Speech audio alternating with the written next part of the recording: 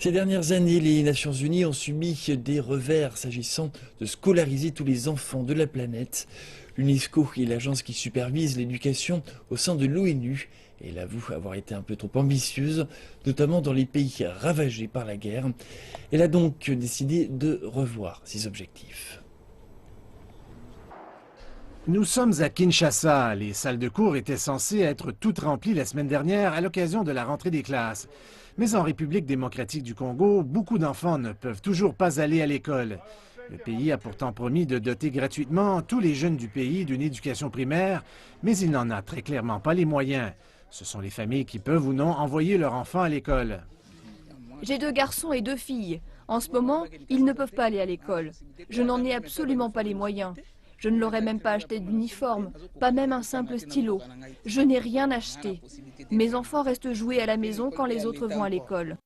Ici, à Tabar, petite ville haïtienne, les cours ont commencé la semaine dernière dans cette école publique. Mais les classes sont à moitié vides. De nombreux parents disent qu'ils ne peuvent pas payer les frais d'inscription, l'équivalent d'1,50 $. De plus, l'école affirme ne plus recevoir le soutien du Programme alimentaire mondial. Résultat, les enfants doivent payer pour leur repas. Mais les Nations unies veulent que les salles de classe se remplissent au plus vite. En 2015, l'objectif de l'ONU était de voir tous les enfants de la planète en âge de recevoir une éducation primaire et secondaire assis devant un pupitre. Mais le manque de fonds et les guerres n'ont pas permis de réaliser cet objectif. Sur le total de la population déscolarisée actuelle, nous constatons que 35% des personnes concernées vivent dans des zones touchées par des guerres ou des conflits. Cela a un effet énorme. Les infrastructures sont détruites, un climat de terreur est instauré, les enseignants n'ont plus les outils pour travailler et ne peuvent donc pas éduquer les enfants.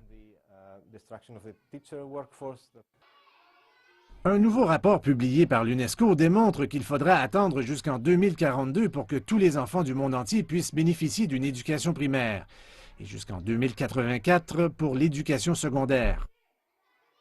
Nous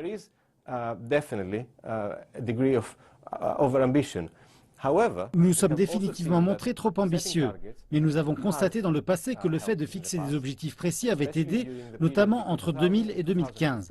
50 millions d'enfants supplémentaires ont eu accès à l'éducation grâce à notre programme. Et nous savons très bien que ces jeunes ne seraient jamais allés à l'école si nous n'avions pas investi dans ces pays pauvres.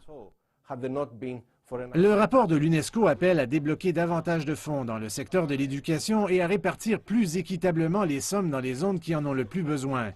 Il relève également le fait que les filles vivant dans les zones rurales les plus pauvres sont les plus touchées par la déscolarisation.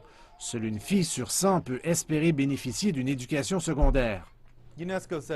L'UNESCO a publié ce rapport et tire la sonnette d'alarme dans le monde entier. L'organisation souhaite qu'une action historique se mette en place. Son auteur est clair, les problèmes de cette planète sont interdépendants. Si on en résout un, l'éducation, alors on peut espérer résoudre les autres.